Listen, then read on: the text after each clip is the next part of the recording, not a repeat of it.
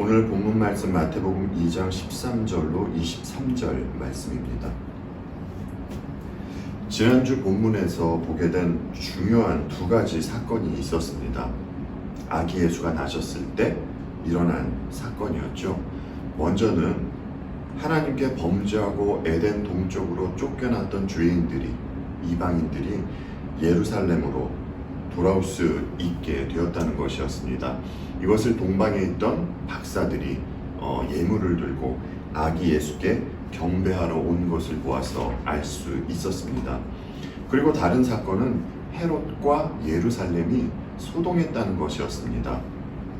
그들은 예수가 탄생한 것으로 당황해했습니다. 가짜 왕이 통치하고 있는 곳에 진짜 왕이 오셨기 때문이었습니다. 죄악으로 물들어 있는 곳에 거룩이 임하자 사탄과 세상이 소동하게 된 것을 상징적으로 보여준 것이었습니다. 잠깐이지만 이 세상은 사탄의 통치 하에 있는 곳입니다. 자신이 통치하고 있는 곳에 예수님께서 오셨는데 사탄이 가만히 있을 리가 없습니다. 그는 예수님을 회유해서 자기 편으로 만들거나 아니면 죽이거나 두 가지 일을 하려고 할 것입니다. 상대방을 죽인다는 것은 오직 내 뜻에 의해서 상대방의 동의 없이 하는 아주 악한 범죄 행위입니다. 이러한 범죄 행위를 오늘 본문에서 헤롯이 저지릅니다. 그런데 놀라운 것은 이런 일이 일어나게 될 것이라는 것에 대해서 구약에서부터 이미 보여주고 있었다는 것이었습니다. 그리고 하나님은 하나님의 열심으로 하나님의 일을 이루어 가시고 있다는 것이죠. 오늘도 본문에는 구약의 말씀이 세 곳에서 인용되어 나오고 있습니다. 호세아서와 예레미야서, 그리고 출처를 알 수 없는 구약의 인용구가 나옵니다. 호세아서와 예레미야서를 통해서 나왔던 말씀이 나오는 곳은요, 이 말씀들은 예수님의 가족이 애굽으로 가는 것과 2살 아래의 남자 어린 아이들이 죽는 일과 연관이 되어서 나오게 됩니다. 그런데 본문 맨 마지막에 나오는 나사렛 사람이라 칭하리라 하심을 이루려 하심이라, 이 말씀은 구약 그 어느 곳에서도 나오지 않는 말씀입니다. 그럼에도 마태는 이 말씀을 기록해 놓았습니다. 마태에게 어떤 의도가 있는 것이겠죠. 오늘은 이 세 곳을 중심으로 해서 본문을 한번 살펴보도록 하겠습니다. 동방에서 온 박사들은 별을 쫓아 순수한 마음으로 아기 예수께 경배하러 왔지만 그들이 돌아가고 난 후에 예루살렘은 발칵 뒤집히고 맙니다. 13절을 보게 되면 천사가 요셉의 꿈에 다시 등장을 하죠. 왜냐하면 헤롯이 아기를 죽이려는 계획을 갖고 있다라는 것을 요셉에게 알려주기 위해서였습니다. 아주 급박하게 말입니다. 그런데 천사의 말이 흥미로운 것은 피신할 곳도 알려주는데 그곳이 애굽이라는 것입니다. 그래서 요셉은 천사의 말에 따라서 아기 예수와 아내를 데리고 애굽으로 피신을 합니다. 이스라엘에게 있어서 애굽은 긍정적으로, 부정적으로 아주 중요한 나라입니다. 하나님은 이미 아브라함과 언약을 세우시면서 아브라함의 자손이 애굽으로 갈 것에 대해서 예언을 해주셨습니다. 예언의 말씀대로 아브라함의 손자였던 요셉이 총리가 되고 아들 야곱과 또 그 아들들이 애굽으로 가게 됩니다. 이들은 애굽의 왕이었던 바로의 환대로 인해서 당시의 가뭄의 위협으로부터 보호받을 수 있었고요. 그곳에서 자손이 번성할 수 있었습니다. 하지만 이스라엘 백성이 번성하는 그 모습은 훗날 애굽의 입장에서 봤을 때 자신들을 위협할 수 있겠다는 그러한 모습으로 비치게 되었습니다. 그래서 바로와 애굽 사람들은 이스라엘 백성을 두려워하는 마음이 생기고요. 그들을 핍박하게 됩니다. 심지어 바로는 이스라엘 백성들이 딸을 낳으면 살려두고 또 아들을 낳으면 죽이라는 그런 무서운 명령까지 내리게 됩니다. 이런 상황 속에서 하나님은 이스라엘을 애굽으로부터 구원해 주시는 것이죠. 그런데 질문이 하나가 생깁니다. 하나님께서 그들을 왜 구원해 주셨습니까? 백성들이 단지 애굽으로부터 핍박을 받고 또 그들이 안쓰러우니까 짠한 마음에 그들을 구원해 주신 것일까요? 출애굽기 2장 24절을 보면요, 이런 말씀이 있습니다. 하나님이 그들의 고통 소리를 들으시고 하나님이 아브라함과 이삭과 야곱에게 세운 그의 언약을 기억하사 라는 말씀이 기록되어 있습니다. 하나님께서 백성들을 구원해 주신 이유는 아브라함과 이삭과 야곱과 세운 언약 때문이었습니다. 그래서 그들을 구원해 주신 것입니다. 하나님은 백성들을 구원하시기 위해서 많은 일들을 하셨습니다.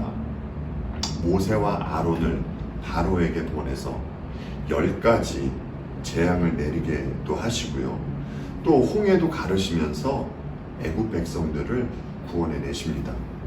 그런데 문제는요, 하나님께서 이렇게 많은 일들을 하시면서 백성들을 출애굽해 주셨는데 왜 꿈의 천사가 요셉에게 나타나서 하필이면 출애굽한 그곳 애굽으로 다시 가라고 하냔 말입니다. 물론 당시의 시대적 상황으로 보자면 아기 예수의 죽음을 피해서 애굽으로 가는 것이 가장 안전해 보였습니다. 왜냐하면 그곳이야말로 그곳은 헤롯의 영향력이 미치지 않는 그런 곳이었기 때문이었습니다. 하지만 다른 이유가 있었기 때문인데요. 본문 15절에서 말해주듯이 선지자를 통하여 하신 말씀이 이루어지려면 예수께서 애굽으로 다시 가셔야만 했습니다. 마태가 15절에서 인용한 구약의 말씀은 호세아서 11장 1절 말씀인데요. 오늘 본문 말씀과 호세아서 말씀을 이어서 한번 보도록 하겠습니다. 요셉이 일어나서 밤에 아기와 그의 어머니를 데리고 애굽으로 떠나가 헤롯이 죽기까지 거기 있었으니 이는 주께서 선지자를 통하여 말씀하신 바 애굽으로부터 내 아들을 불렀다 함을 이루려 하심이라. 호세아서입니다. 이스라엘이 어렸을 때 내가 사랑하여 내 아들을 애굽에서 불러냈거늘 선지자들이 그들을 부를수록 그들은 점점 멀리하고 바알들에게 제사하며 아로새기는 우상 앞에서 분향하였느니라. 언제나 늘 이스라엘 백성이 그랬듯이 호세아 당시에도 백성들은 하나님을 등지고 온갖 우상들을 섬기고 있었습니다. 하나님은 백성들이 우상을 섬기면서 우상처럼 되어가는 것에 대해서 마음 아파하셨습니다. 하나님은 호세아 선지자에게 이런 말씀을 하시죠. 너는 가서 음란한 여인과 결혼하여 음란한 자식을 낳으라고 말입니다. 왜냐하면 이스라엘이 하나님과 그 우상을 동시에 음란하게 섬기고 있었던 것을 선지자 호세아로 하여금 직접 그 삶을 살게 하시고 보여주기 위해서였습니다. 지금 보았던 호세아서에서 말하는 아들은 이스라엘 백성을 말하고 있는 것입니다. 이 아들은 하나님께서 선지자를 통하여 부르면 부를수록 하나님을 등지고 멀리하고 죄를 범하는 아들이었습니다. 그런데 마태는요, 이런 아들과 예수님을 동일시해서 예수님을 이스라엘로 취급해서 말하고 있는 것입니다. 그러니까 요셉이 천사의 지시에 따라 애굽으로 들어간 것은 단순히 헤롯의 위협을 피하기 위해서 그곳으로 간 것이 아니라 예수께서 새로운 이스라엘을 대표해서 출애굽하는 것을 보여주시려면 다시 그곳으로 가셔야만 했던 것이었죠. 여기에서 우리가 심각하게 생각해 보아야 하는 사항이 있습니다. 여러분, 저와 여러분이 어떻게 구원을 얻을 수 있습니까? 예수 그리스도께서 하신 일 때문에 우리가 구원을 얻을 수 있는 것입니다. 그런데 예수님께서 해주신 일 가운데에는 십자가를 지신 일도 있지만 율법을 온전히 지키신 일도 있으세요. 사도 야고보가 말하듯이 100가지 율법 중에서 99가지의 율법을 지키고 한 가지 율법을 지키지 못하더라도 그것은 율법을 지키지 않은 것이 됩니다. 그러니까 성경으로 보자면 우리가 율법을 지킬 수 있는 가능성은 전혀 없다는 것이죠. 여하튼 율법에 따르자면 유대인들은 남자아이가 낳았을 때 8일 만에 무엇을 행해야 했습니까? 할례를 행해야만 했습니다. 마태복음에는 나오지 않지만 누가복음에는 아기 예수의 할례에 대해서 말하는 부분이 있습니다. 누가복음 2장 21절 말씀인데요. 할례할 8일이 되매 그 이름을 예수라 하니 곧 잉태하기 전에 천사가 일컬은 바로라. 그렇죠. 주님은 하나님의 인도하심을 받아서 아주 세세한 부분까지 모든 율법을 지키신 것입니다. 그리고 본문에서 보여주듯이 아기 예수는 요셉의 품에 안기어 애굽으로 들어가게 되는 것입니다. 그래서 주님은 구원자로서 그리고 새로운 이스라엘이 되셔서 출애굽을 하게 되는 것입니다. 성도는 주님이 출애굽하실 때 그분과 함께, 주님과 함께 출애굽한 존재입니다. 이 말이 의미하는 것은 이제 우리는 예수 그리스도 안에서 세상으로부터 출애굽한 존재라는 것입니다. 마귀로부터, 죄의 책임으로부터 건지움을 받은 존재라는 것이에요. 그래서 세상으로부터 건지움을 받은 성도를 넘어뜨리기 위해서 때로는 공격도 가했다가 또 때로는 유혹하는 일이 반복해서 생기게 되는 것입니다. 그런데 여러분, 성도가 잊지 말아야 할 것이 있는데요. 그것은 무엇이냐 하면 성도는 이미 출애굽한 존재라는 사실을 잊지 말아야 합니다. 그래야 출애굽한 존재로서 간혹 넘어지는 일이 있다 하더라도 다시 출애굽한 존재로서 일어나서 주님의 자녀다운 모습으로 살아갈 수 있습니다. 성도는 넘어져도 출애굽한 상태에서 넘어지는 것입니다. 넘어졌다고 다시 애굽으로 돌아가는 것이 아니에요.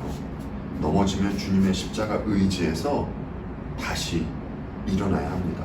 차치하고 천사의 말에 따라 요셉이 예수를 데리고 애굽으로 피신했기 때문에 구약에서 호세아 선지자를 통하여 하셨던 말씀이 이루어지게 된 것입니다. 그리고 이제 또 헤롯은 박사들에게 속은 것에 대해서 알게 되죠. 이 일로 헤롯이 광기를 일으키게 됩니다. 이로 인해서 2살 아래의 어린 그 남자 아이들이 죽게 되지요. 죽음을 당합니다. 그런데 여러분 한번 잘 생각해 보십시오. 헤롯이요, 왜 2살 아래의 그 어린 아이들을 죽였겠습니까? 헤롯은요, 구약의 예언을 믿었기 때문에 그래서 살인을 벌인 것입니다. 만약 헤롯이 예언을 믿지 않았다면 굳이 어린 아이들을 학살하라는 지시를 내릴 필요가 없었습니다. 그렇지 않습니까? 이러보아서 그는 자기 힘으로 구약의 예언을 막을 수 있을 것이라 이렇게 생각을 했던 것입니다. 교만의 끝을 보여주는 모습이죠. 다른 측면으로 보자면 사탄은 헤롯을 통하여 하나님의 구원 사역을 방해하려고 하는 것입니다. 성경에는 나와 있지 않지만 외부 자료에 나온 것을 보니까 이 헤롯이라는 인물은 자기 지위를 지키기 위해서 아내도 죽이고 또 자식들도 죽였던 아주 잔인했던 인물이었더라고요. 이런 그에게 있어서 다른 사람의 그 아이를 죽이라는 것은 그에게 나올 법한 지시였습니다. 그래서 그의 지시에 따라 2살부터 그 아래의 남자 아기들이 죽음을 당하게 된 것이죠. 그리고 이 일로 인해서 예레미야가 예언하셨던 예레미야 31장에서 예언하셨던 일이 이루어지게 된 것입니다. 예레미야 31장 15절 16절 말씀 함께 보겠습니다. 여호와께서 이와 같이 말씀하시니라. 라마에서 슬퍼하며 통곡하는 소리가 들리니 라헬이 그 자식 때문에 애곡하는 것이라. 그가 자식이 없어져서 위로받기를 거절하는도다. 여호와께서 이와 같이 말씀하시니라. 내 울음소리와 내 눈물을 멈추어라. 내일에 삭슬 받을 것인즉 그들이 그의 대적의 땅에서 돌아오리라. 여호와의 말씀이니라. 아멘. 예레미야 선지자는 하나님께서 맡기셨던 말만 전했던 참 선지자였습니다. 그는 백성들에게 이스라엘이 멸망받을 것과 심판받을 것에 대해서 예언을 했고요. 또 바벨론 왕을 섬기게 될 것이라는 것에 대해서 예언을 했습니다. 그리고 백성들에게 회개를 촉구했죠. 사람들로부터 미움받을 만한 그러한 말씀만 전했던 선지자였습니다. 예레미야 당시에 바벨론의 군대가 유대인을 포로로 끌고 가는 상황이 벌어지게 됩니다. 그런데 그들을 포로로 끌고 가기 위해서 어떤 마을에 집결했습니다. 어떤 마을에 모였어요. 그 마을이 조금 전에 저희가 읽은 곳에서 나왔던 라마라는 곳이었습니다. 이 라마는 라헬이요. 라헬이 죽고 또 장사된 곳이 라마입니다. 여러분, 라헬이 어떤 여인이었습니까? 라헬은 야곱의 사랑하는 여인이자 아내였었습니다. 야곱에게 12아들이 있었죠. 그리고 이 12아들로부터 그 12지파가 파생이 되었습니다. 그러나 이 중에서 실제 라헬의 몸을 통하여 나온 아들은 2명밖에 없어요. 요셉하고 베냐민.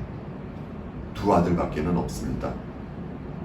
그럼에도 불구하고 라헬은 모든 이스라엘을 대표하는 그 상징적인 어머니로 지금 표현이 되고 있는 것입니다. 그래서 예레미야는 포로로 잡혀가는 자식 때문에 슬퍼하는 이스라엘의 어머니로 지금 묘사가 되고 있는 것입니다. 마태는 이런 예레미야의 예언이 헤롯에 의하여 아기를 잃고 애곡하는 사건으로 인해서 성취가 되었다고 말하고 있는 것입니다. 그리고 요셉이 애굽에서 지내고 있을 때에 아기 예수를 죽이려 했던 헤롯과 또 그와 뜻을 함께 했던 이들이 드디어 죽게 됩니다. 본문 20절 말씀을 보면 이런 말씀이 나옵니다. 아기의 목숨을 찾던 자라고 하지 않고요. 아기의 목숨을 찾던 자들이라고 복수형을 써서 본문 20절에 이 말씀이 나옵니다. 천사는 다시 요셉의 꿈에 나타나서 헤롯이 죽었으니 이스라엘 땅으로 돌아가라는 지시를 합니다. 이번에도 요셉은 천사의 지시를 듣고 이스라엘로 돌아옵니다. 그런데 헤롯의 뒤를 이은 그의 아들 아켈라오라는 인물도 아버지 못지않게 악한 인물이었습니다.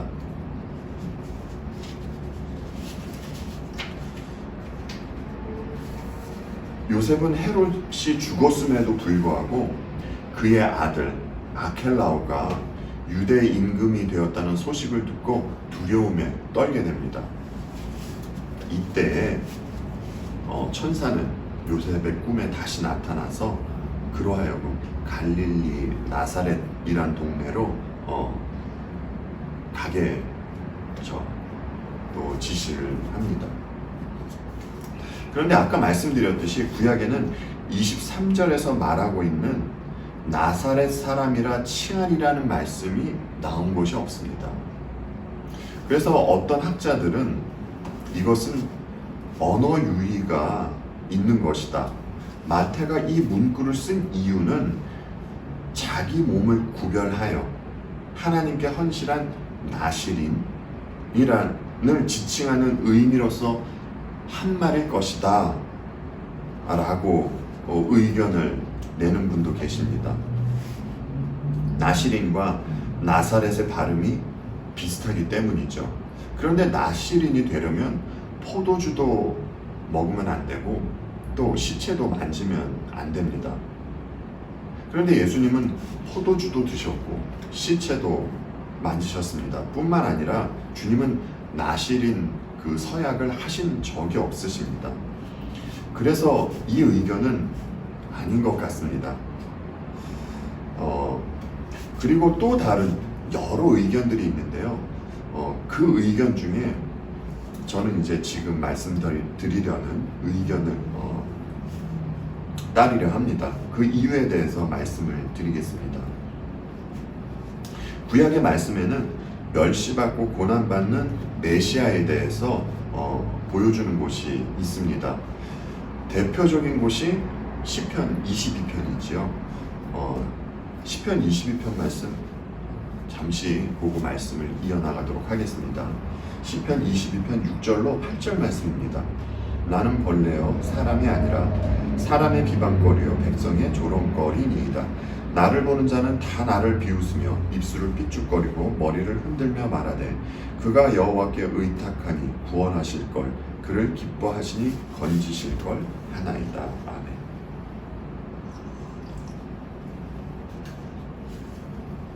시편 22편은 앞으로 오실 메시아가 사람들로부터 멸시받을 것에 대해서 보여주는 시편입니다. 그런데 진짜 메시아께서 이 땅에 오시자마자 죽음의 위협 앞에 놓이는 그러한 상황이 벌어졌었고요. 또 여러 경로를 통해서 애굽으로도 가셨다가 또 다시 이스라엘로 와서 마침내 갈릴리로 가는 상황까지 벌어지게 됩니다. 그리고 앞으로 예수님은 사람들로부터 비웃음을 당하시고 또 온갖 멸시와 모욕과 그리고 십자가에 달리시기까지 하십니다. 주님은 그야말로 낮고 낮은 자리로 가시게 된 것이죠. 요한복음에서 그 나다나엘과 빌립이 한 이야기 중에 그 나사렛이란 곳을 말하는 부분이 있는데요. 이것도 잠시 한번 함께 볼게요.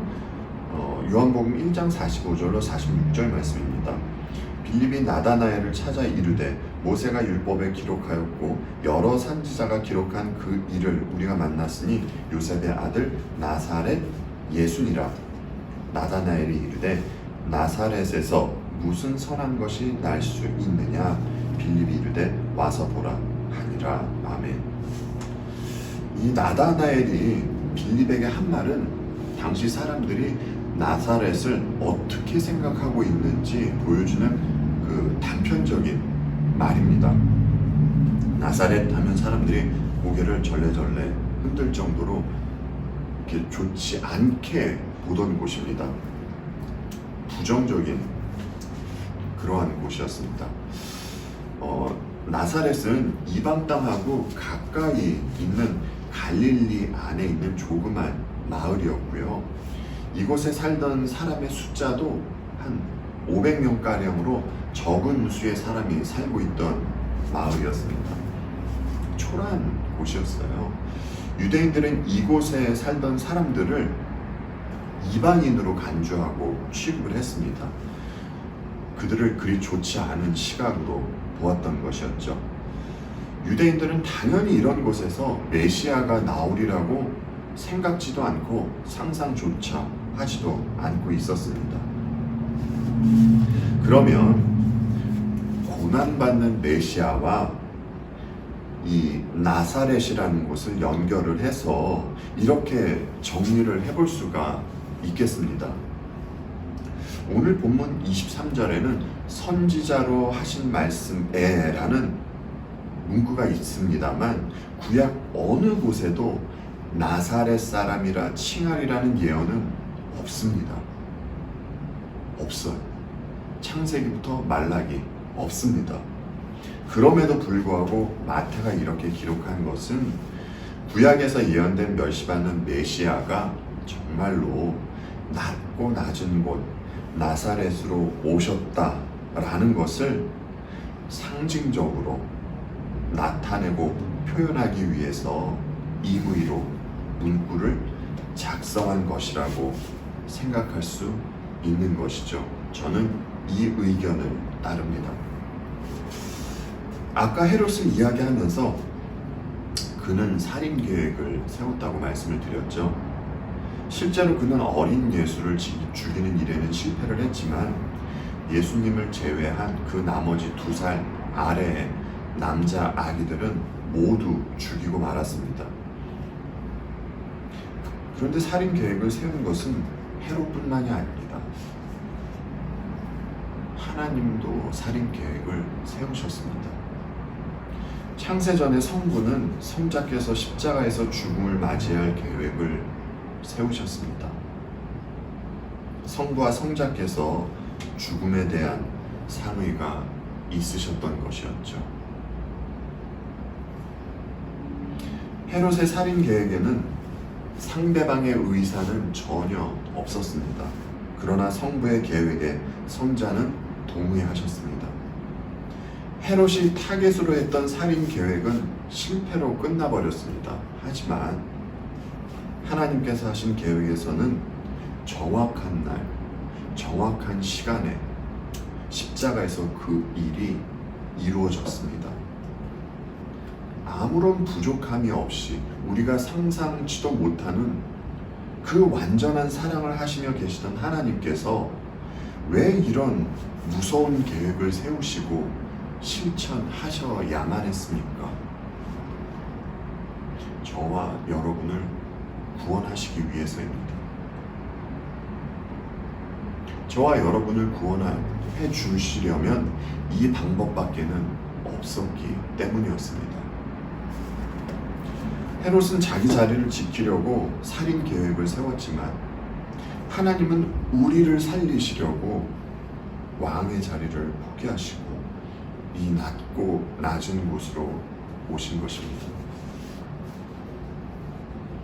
창세전에 하나님께서 세우신 살인 계획이 성공했기 때문에 저와 여러분이 출애굽한 존재로서 의롭게 살아갈 수 있게 된 것입니다. 오늘 본문을 보시면서 오해하실까봐 높아심의 말씀을 드립니다. 하나님과 사탄은 서로 비등비등한 비슷한 힘을 가지고 싸우는 것이 아닙니다. 선과 악이 싸우는데 때로는 악이 이기고 때로는 선이 이기는 그러한 것이 아니란 말입니다. 창조주 하나님밖에 창조주는요 하나님 한 분밖에 안 계십니다. 하나님 외에 나머지는 모두 피조물입니다. 창조주와 피조물은 힘겨루기를 할 수가 없습니다. 그러면 사탄도 피조물입니다. 사탄은 사탄의 일을 하다가 결국 지옥으로 떨어지게 될 것입니다. 모든 일들은요 하나님 허락하신 하에 일어나는 것입니다. 이것을 우리가 욥기를 보아서 알 수 있지 않습니까? 여러분과 생각해보고 싶은 사항이 하나 있습니다. 여러분, 주님이 이 땅에 오셨을 때 주님을 기다리고 있던 것이 무엇이었습니까? 헤롯의 살인 계획이 주님을 기다리고 있었습니다. 그리고 주님이 세례를 받으시고 세례를 받자마자 주님을 기다리고 있던 것이 무엇이었습니까? 마귀였습니다. 마귀는 자기가 세상을 통치하는 방법으로 주님을 회유하려고 했습니다. 그 방법이 인간들에게는 통했지만 주님께는 통하지 않았습니다. 이와 같이 마귀가 주님께 했던 공격과 유혹이 우리에게 있을 것입니다. 어떤 일이 벌어질 때를 보면 눈에 보이지 않는 무언가에 따라서 일들이 일어나게 됩니다. 따지고 보면 마귀의 뜻에 따라 인간들이 추구하는 것은 떡을 구하며 사는 것과 자기 자신을 높이는 일과 종교성입니다. 사람들은 여기에서 벗어나지 않습니다. 그리고 벗어날 수도 없습니다. 이미 사람들은 눈에 보이지 않는 마귀의 소나기에 있고 또 세상과 하나를 이루고 있기 때문입니다. 여기에서 벗어나려면 우리의 힘으로는 안 됩니다. 외부에서 도움이 있어야 합니다. 그래서 주님은 이곳에 있는 당신의 백성들을 구원해 주시기 위해서 하늘에서 내려와 애굽으로 직접 들어가신 것입니다. 그리고 새로운 참 이스라엘로서 출애굽을 이루게 된 것이지요. 여러분, 이 사실을 그렇다면 우리는 주님 안에 있는 이들로서 세상을 사랑할 것이 아니라 주님 예수 그리스도를 사랑하며 살아가는 것이 마땅하지 않겠습니까? 그러면 주님의 사랑을 어디에서 볼 수 있습니까? 여러분들 이제 아시잖아요. 십자가에서 볼 수 있습니다. 그런데 또 혹자는 이렇게 생각할 수 있을 것입니다. 오늘도 또 십자가냐? 라고 말입니다. 마태가 말하고 있듯이 구약의 모든 예언은 우리 주님 예수 그리스도를 향하고 있어요. 십자가를 향하고 있습니다. 그리고 십자가 사건 후에 살아가는 우리의 삶도 주님의 십자가로 향하게 됩니다. 예수 그리스도의 십자가는 오직 주님 안에서 출애굽한 새로운 이스라엘에게만, 그들에게만 사랑으로 느껴지는 것입니다. 따라서 우리가 새로운 이스라엘, 즉 교회라고 한다면 우리는 날마다 예수 그리스도의 보혈이 흐르는 십자가를 묵상하지 않을 수 없습니다. 주님의 보혈이 흐르는 십자가 앞에서 하나님의 사랑을 깨닫고 또 세상에서 건지움을 받은 백성답게 완성된 하나님 나라를 향하여 살아가는 저와 여러분이 되기를 진심으로 바랍니다. 이들이 이 세상에서는 지는 것 같으나 실상은 이긴 사람들입니다. 주님 안에서 승리한 이들로서 또 주어진 하루를 씩씩하게 살아가는 저와 여러분이 되기를 진심으로 바랍니다.